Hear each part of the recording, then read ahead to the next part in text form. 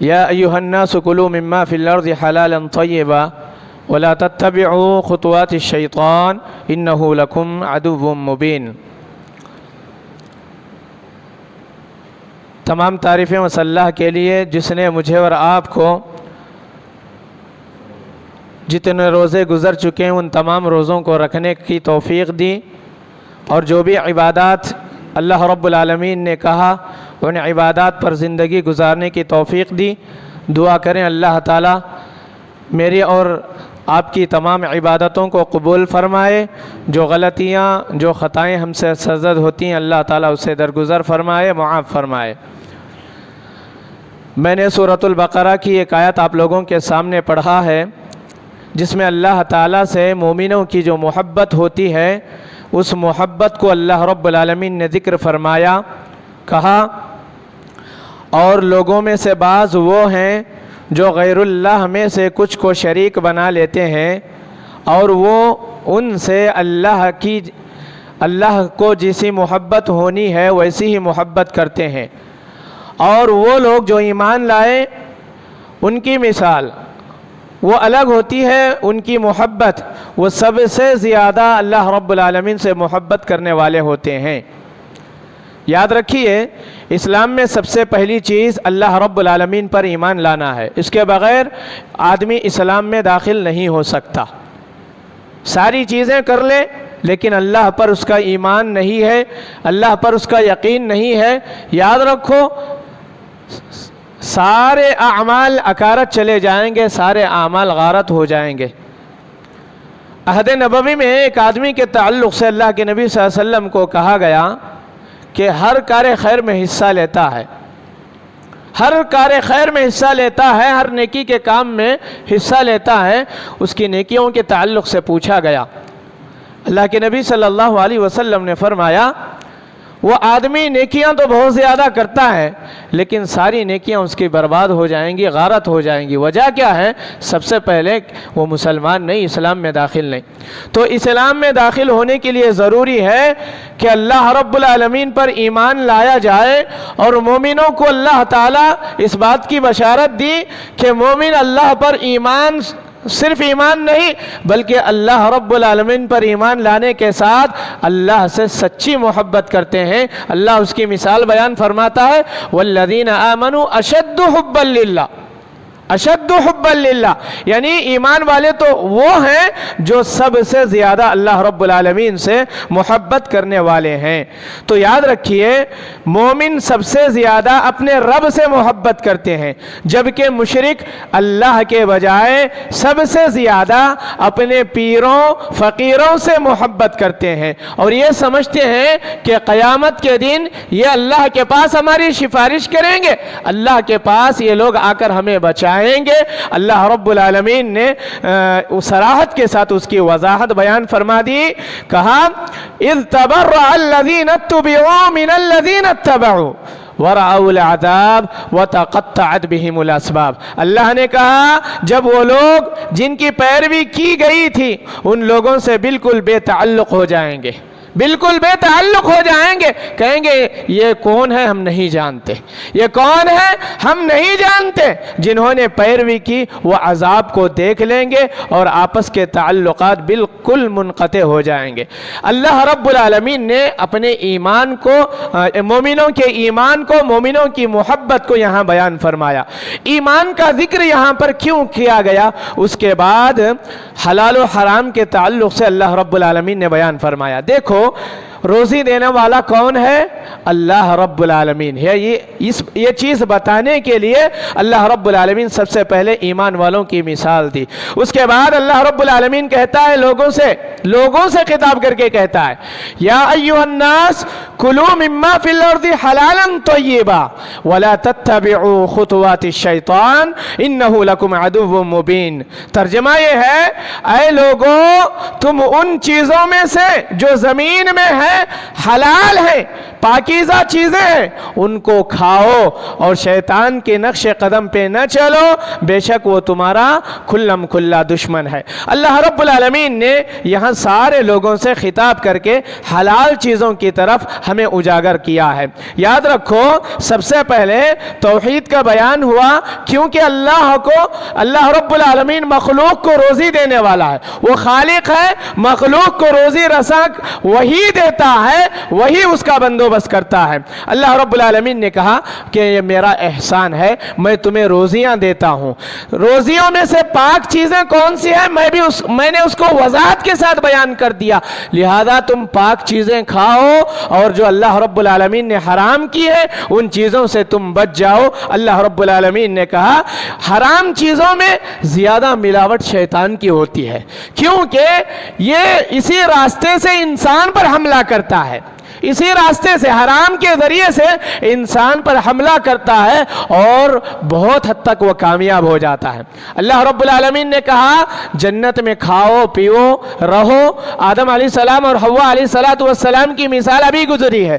اللہ نے حلال چیزیں کھانے کو کہا اور پھل کے نزدیک، اس درخت کے نزدیک جانے کو نہیں، اللہ تعالیٰ نے روکا، کہا کہ تم وہاں نہیں جاؤ گے، لیکن شیطان بہکاوے میں آ کر حرام کی طرف انہیں توجہ دلاتا رہا، یہاں تک کہ وہ درخت کے قریب چلے گئے، وہاں کا پھل کھا لیے۔ اللہ نے حرام کر دیا تھا، روکا تھا، انہوں نے پھل کھا لیا۔ تو بتانا مقصود یہ ہے کہ شیطان حرام کے طریقے سے آپ پر حملہ آور ہوتا ہے، مجھ پر حملہ آور ہوتا ہے، اس کے حملے سے بچنا ہے، اس کے نقش قدم پہ مجھے اور آپ کو نہیں چلنا ہے۔ صحیح مسلم میں اللہ کے نبی صلی اللہ علیہ وسلم فرماتے ہیں کہ پروردگار عالم فرماتا ہے میں نے جو مال اپنے بندوں کو دیا ہے اسے ان کے لیے حلال کر دیا، میں نے اپنے بندوں کو موحد پیدا کیا، لیکن شیطان نے اس دین حنیف سے انہیں ہٹا دیا اور میری حلال کردہ چیزوں کو حرام بنا دیا۔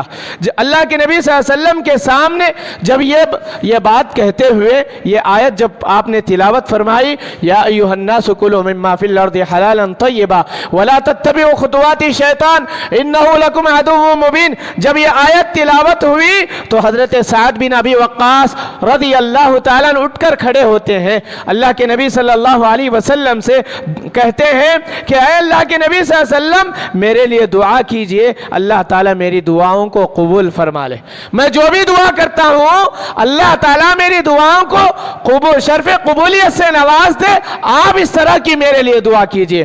اللہ کے نبی صلی اللہ علیہ وسلم نے فرمایا اے سعد پاک چیزیں کھاؤ، پاک چیزیں جو اللہ نے حلال بنایا ہے، حلال لقمے تم کھاتے رہو۔ کیوں؟ اس لیے کہ اللہ تعالیٰ جب تک تم حلال کھا کر دعا کرو گے اللہ تعالیٰ تمہاری دعائیں سنتا رہے گا۔ قسم ہے اس ذات کی جس کے ہاتھ میں میری جان ہے، فرمایا اللہ کے نبی صلی اللہ علیہ وسلم نے اگر کوئی بندہ حرام کا ایک لقمہ اپنے پیٹ میں ڈالتا ہے 40 دنوں کی عبادت اس کی قبول نہیں کی جائے گی۔ ایک لقمہ حرام کا اگر کوئی اپنے پیٹ میں ڈال لے، پیارے نبی صلی اللہ علیہ وسلم نے کہا کہ وہ 40 دنوں تک اس کی عبادتیں قبول نہیں ہوتی۔ جو گوشت پوشت حرام سے پلا ہوا جسم ہے، اگر آپ کا جسم حرام کی کمائی سے پلا ہے تو یاد رکھو اس جسم کو اللہ کے نبی صلی اللہ علیہ وسلم نے کہا کہ وہ جہنمی ہے، وہ جہنمی ہے، وہ جسم جس کا گوشت پوشت حرام سے پلا ہو وہ جہنمی ہے، صراحت کے ساتھ اللہ کے نبی صلی اللہ علیہ وسلم نے بیان فرما دیا۔ اس کے ضمن میں شیطان کی اتباع کرنے سے کیوں روکا گیا ہے، اللہ کے نبی صلی اللہ علیہ وسلم اسی کی وضاحت کرتے ہوئے بہت ساری باتیں ہمیں بتلاتے ہیں۔ یاد رکھو حلال کمائی ایک ایسی چیز ہے، انسان اپنی عبادات، اپنے معاملات، اپنے اخلاق، اپنے کردار اور بچوں کی صحیح رہنمائی، بچوں کی صحیح تربیت، ساری چیزوں کا تعلق حلال چیزوں سے ہے۔ اگر انسان کی کمائی کمائی حلال ہو، اگر انسان کی کمائی میں حرام کی ملاوٹ نہ ہو، یاد رکھو اس کی تربیت بھی اچھی ہوگی، اس کے عادات و اطوار بھی اچھے ہوں گے، آنے والی نسل بھی اس کی اچھی ہوگی۔ آج اکثر لوگوں کو یہ شکایت ہوتی ہے، مولوی صاحب میرا بچہ اتنا پڑھ چکا ہے، اتنا بڑا ہو چکا ہے، عقل والا ہے، ساری چیزیں سنتا ہے، لیکن ایک بات سمجھ میں نہیں آتی، میں جو کچھ کہتا ہوں اس کا الٹا مجھے جواب دیتا ہے۔ یعنی میری تربیت بھی اچھی ہوئی ہے لیکن میرا بچہ میری مخالف بات کرتا ہے، میرے ضد میں آ کر اپوزٹ ہو کر بات کرتا ہے، میں جو بھی کہوں وہ مجھ سے اپوزٹ بات کرنے لگ جاتا ہے۔ اس کی وجہ کیا ہے؟ مفسرین نے، محدثین نے جو باتیں اس کے تعلق سے بتلائی، بچوں کی تربیت کے تعلق سے، کہیں نہ کہیں آپ کی زندگی میں آپ نے جو کمایا ہے وہ کمایا ہوا مال کہیں نہ کہیں حرام کی ملاوٹ اس میں پائی جاتی ہے۔ یہی وجہ ہے کہ بچے ہمارے نافرمان بن جاتے ہیں۔ یاد رکھو تم اپنی کمائی کو حلال بناؤ، سب چیزیں الحمدللہ اطمینان سے ہوں گی، سب چیزیں الحمدللہ اطمینان سے ہوں گی۔ بچے آپ کے فرمانبردار بنیں گے، آپ کے مطیع بنیں گے، آپ کے تابع بنیں گے۔ اگر کہیں نہ کہیں آپ کی چیزوں میں، آپ کی کمائی میں حرام کی ملاوٹ ہو جائے، اگر آپ کی کمائی میں اللہ کی نافرمانی ہو جائے، آپ کی کمائی میں دھوکہ دہی، دوسروں کو ٹوپی ڈال کر اگر کمایا ہوگا، ایسے مال کا کھانا، ایسے مال کا کھلانا آپ کو اور آپ کی تربیت کو، آپ کے آنے والی نسل کو یہ گندا بنا دے گا، اور آنے والی نسل ہماری صحیح نسل نہیں کہلائے گی، کہیں نہ کہیں خرابیاں، کہیں نہ کہیں برائیاں جنم لے گی۔ یہ حرام کمائی کے تعلق سے علماء نے بہت ساری باتیں اس کے تعلق سے بتلائی ہیں۔ یاد رکھو اللہ کے نبی صلی اللہ علیہ وسلم کی انہی باتوں کو لے کر ایک آدمی شیطان کی پیروی کسے کہا جاتا ہے، ان واقعات سے آپ اندازہ لگا لیں۔ ایک آدمی نظر مانتا ہے، کیا نظر مانتا ہے؟ میں اپنے لڑکے کو ذبح کروں گا۔ کیا لڑکے کو ذبح کرنے کی نظر کی جاتی ہے؟ نظر مانی جاتی ہے اس طرح کی؟ وہ آدمی کہتا ہے کہ میں اپنے لڑکے کو ذبح کروں گا۔ حضرت مسروق رحمت اللہ علیہ کے پاس جب یہ واقعہ پہنچا تو آپ نے فتویٰ دیا، اس آدمی کو کہا کہ تم ایک دمبے کو ذبح کر دو، یا ایک مینڈے یا ایک بکرے کو ذبح کر دو، ورنہ تمہاری جو نظر تم نے مانی ہے وہ نظر شیطان کے نقش قدم پہ ہو جائے گی، شیطان کی اتباع میں ہو جائے گی، شیطان کے پیروی میں ہو جائے گی، کیونکہ یہ حرام ہے۔ یہ نظر جس طرح کی تم نظر مان رہے ہو، یہ نظر ماننا، اس طرح کی نظر ماننا، یہ شیطان کے نقش قدم پہ چلنے کے برابر ہے۔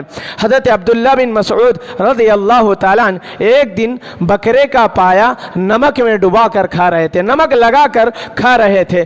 اب پاس ہی میں ایک آدمی بیٹھا ہوا تھا، آپ کے کھانے کو دیکھ کر وہ دور جا کر بیٹھا۔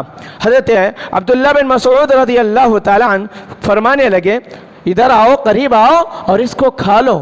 تو اس نے کہا میں نہیں کھاؤں گا، میں نے نظر اپنے اوپر اس چیز کو میں حرام کر چکا ہوں، اس چیز کو میں حرام کر چکا ہوں۔ کیا اللہ نے اس چیز کو حرام کیا تھا؟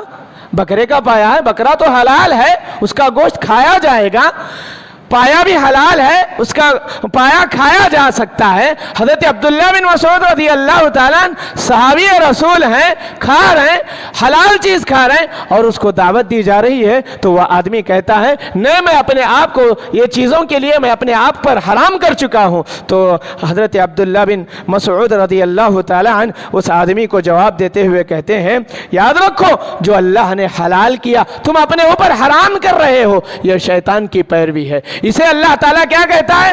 وَلَا تَتَّبِعُوا خُطُوَاتِ الشَّيْطَانِ، تم شیطان کے نقش قدم پہ نہ چلو، شیطان کی پیروی نہ کرو، شیطان کی اتباع نہ کرو۔ یہی شیطان کی اتباع ہے جو اللہ نے حلال کر لیا، تم کون ہوتے ہو اپنے اوپر حرام کرنے والے؟ منع فرمایا عبداللہ بن مسعود رضی اللہ تعالی عنہ۔ اسی طرح ابو رافع کہتے ہیں ایک دن میں اپنی بیوی پر ناراض ہوا، وہ کہنے لگی میں ایک دن یہودیہ ہوں، ایک دن کہنے لگی میں نصرانی ہوں، پھر اس کے بعد میرے تمام غلام آزاد ہیں، اگر تو اپنی بیوی کو طلاق نہ دے۔ حضرت عبداللہ بن عمر رضی اللہ تعالیٰ عنہ کے پاس مسئلہ پوچھنے آیا، انہوں نے اس کی کیا صورت ہے؟ میری بیوی اس طرح کی نظر مانتی ہے، اس طرح کی باتیں کرتی ہے۔ حضرت عبداللہ بن عمر رضی اللہ تعالیٰ عنہ کہنے لگے، یہ جو باتیں، یہ جو نظر مانی جا رہی ہے، یہ باتیں جو کہہ رہے ہیں، اسے ہی اللہ رب العالمین تعبیر کرتا ہے وَلَا تَتَّبِعُوا خُطُوَاتِ الشَّيْطَانِ۔ یہ جو باتیں جو کی جا رہی ہیں، یہی شیطان کے نقش قدم پر چلنا ہے، یہی شیطان کی پیروی ہے، یہی شیطان کی اطاعت ہے۔ لہذا منع فرمایا اللہ کے نبی صلی اللہ علیہ وسلم نے، اللہ رب العالمین نے، اور اس کی وضاحت کو عام طور پر، کھلم کھلا طور پر اللہ رب العالمین نے اس کی طرف ہمیں کہا وَلَا تَتَّبِعُوا خُطُوَاتِ الشَّيْطَانِ إِنَّهُ لَكُمْ عَدُوٌّ مُبِينٌ۔ تمہارا کھلم کھلا اگر کوئی دشمن ہے تو وہ شیطان ہے، لہذا تم شیطان کے نقش قدم پہ نہ چلو۔ اللہ رب العالمین نے اس کی وضاحت بیان فرمائی۔ پھر ایمان والوں سے مخاطب ہو کے اللہ رب العالمین نے فرمایا، یا ایھا الذین آمنوا، اے لوگو جو ایمان لے آئے ہو، کلوا من طیبات ما رزقناکم واشکروا للہ ان کنتم ایاہ تعبدون۔ اے اہل ایمان، جو پاکیزہ چیزیں ہیں ہم نے تمہیں عطا فرمائی ہے، ان کو کھاؤ، اگر خدا ہی کے بندے ہو تو اس کی نعمتوں کا شکر ادا کرو۔ اللہ نے تمہارے لیے پاک جو بنایا، حلال جو بنایا، انہی چیزوں سے کھاؤ۔ اگر تم اللہ کے واقعی معنوں میں بندے ہو، جو نعمتوں کو تم کھاتے ہو اس کا شکریہ اللہ رب العالمین کے دربار میں ادا کرو۔ اللہ رب العالمین نے ایسی بے شمار نعمتیں دی، اور یہاں تک کہ اللہ کے نبی، اللہ کے پیغمبروں کو اللہ رب العالمین نے حکم دیا، یا ایھا الرسل، اے پیغمبروں، اے اللہ کے رسولوں، یا ایھا الرسل کلوا من الطیبات واعملوا صالحا۔ لوگوں، اے اللہ کے پیغمبروں، تم اللہ رب العالمین کے حلال کردہ چیزوں کو کھاؤ، واعملوا صالحا، اور نیک عمل کرو۔ سورہ مومنون میں اللہ رب العالمین نے اس بات کی وضاحت بیان فرمائی۔ سامعین، یاد رکھو، اسی لیے اللہ رب العالمین سب سے پہلے حلال کمائی کی طرف ہمیں توجہ دلاتا ہے۔ آج میرے اور آپ کی زندگی، میرے اور آپ کی کمائیاں جس میں حرام کی ملاوٹ نہ ہو، آج زمانے میں آدمی یہ فرق نہیں کر سکتا، یہ تمیز نہیں کر سکتا، اتنی حلال چیزوں میں حرام چیزوں کی ملاوٹ آ گئی ہے۔ اللہ اکبر، ہم اس کا اندازہ بھی نہیں کر سکتے۔ آج ذرا سی انسان کو پریشانی آتی ہے، حلال کمائی رہتی ہے، اس میں اللہ رب العالمین سے برکتیں نہیں مانگتا، اللہ رب العالمین میں اس میں اضافے کی دعائیں نہیں مانگتا، بلکہ فوراً بڈی سے پیسہ لینے کے لیے انسان تیار ہو جاتا ہے، حرام کی ملاوٹ اپنی زندگی میں کرنے کے لیے تیار ہو جاتا ہے۔ سامعین، یاد رکھو، حلال کمائی کھاؤ، اللہ تعالیٰ تم میں برکت دے گا، تمہاری زندگی میں برکت دے گا، تمہاری آل اولاد میں برکت دے گا، تمہاری بیوی بچوں میں اللہ تعالیٰ برکت دے گا۔ اگر ہماری کمائی حلال کے بجائے حرام ہو جائے، یاد رکھو، دنیا میں ہو سکتا ہے وہ بہت زیادہ کما لے، دنیا میں اللہ رب العالمین، دنیا میں اللہ تعالیٰ اسے بہت زیادہ مال دیا ہو، لیکن یاد رکھو اس کا ایک ایک حساب و کتاب جب اللہ رب العالمین لینے پر آ جائے، یاد رکھو آپ جہنم سے بچ نہیں سکتے، اللہ کے عذاب سے بچ نہیں سکتے۔ یاد رکھو، ہر معاملے میں خصوصیت کے ساتھ جو کما رہے ہیں، اس معاملے میں حلال کمائی کو مد نظر رکھو، اس معاملے میں اللہ رب العالمین سے ڈرا کرو۔ اسی طرح اللہ کے نبی صلی اللہ علیہ وسلم فرماتے ہیں، ایک آدمی لمبا سفر کرتا ہے، جس کے بال پراگندہ ہوں، غرد آلود ہوں، غبار آلود ہوتا ہے، اپنا ہاتھ آسمان کی طرف اٹھا کر اللہ سے گڑ گڑا کر دعا کرتا ہے، پکارتا ہے۔ کیا پکارتا ہے؟ اللہ رب العالمین سے۔ بہت لمبے سفر پہ نکلا۔ احادیث میں فضیلت آئی ہے، جو بھی مسافر ہے اللہ تعالیٰ مسافر کی دعا رد نہیں کرتا۔ حدیث میں آتا ہے کہ مسافر کی دعا رد نہیں ہوتی، والد کی دعا اپنے اولاد کے لیے اللہ تعالیٰ اس دعا کو رد نہیں کرتا، مظلوم کی دعا اللہ تعالیٰ اسے رد نہیں کرتا۔ 3 لوگوں کی فضیلت حدیث میں بتلایا گیا ہے، اس میں مسافر بھی ہے۔ مسافر سفر میں جو بھی دعا کرتا اللہ تعالیٰ اسے قبول کرتا ہے۔ اب یہاں مسافر کا تذکرہ ہو رہا ہے، یعنی لمبے سفر پہ نکلا۔ اب لمبے سفر پہ نکلنے والے کی دعا قبول ہونی چاہیے نا، قبول ہونی چاہیے۔ ایک ایسا آدمی جو لمبے سفر پر نکلا. اللہ تعالیٰ مثال بیان کرتا ہے جس کے بال پراگندہ ہو جائیں، غرد آلود ہوتا ہے، پھر اپنے ہاتھ آسمان کی طرف اٹھا کر دعا کرتا ہے، گڑ گڑا کر اللہ کو پکارتا ہے، لیکن اس کا کھانا حرام ہے، اس کا پینا حرام ہے، اس کا لباس حرام ہے، اس کی غذا حرام ہے. کیسے اللہ تعالیٰ اس کی دعا کو قبول کرے گا؟ کیسے پروردگار اس کے کہنے کو، اس کی درخواست کو اللہ تعالیٰ ایکسپٹ کرے گا؟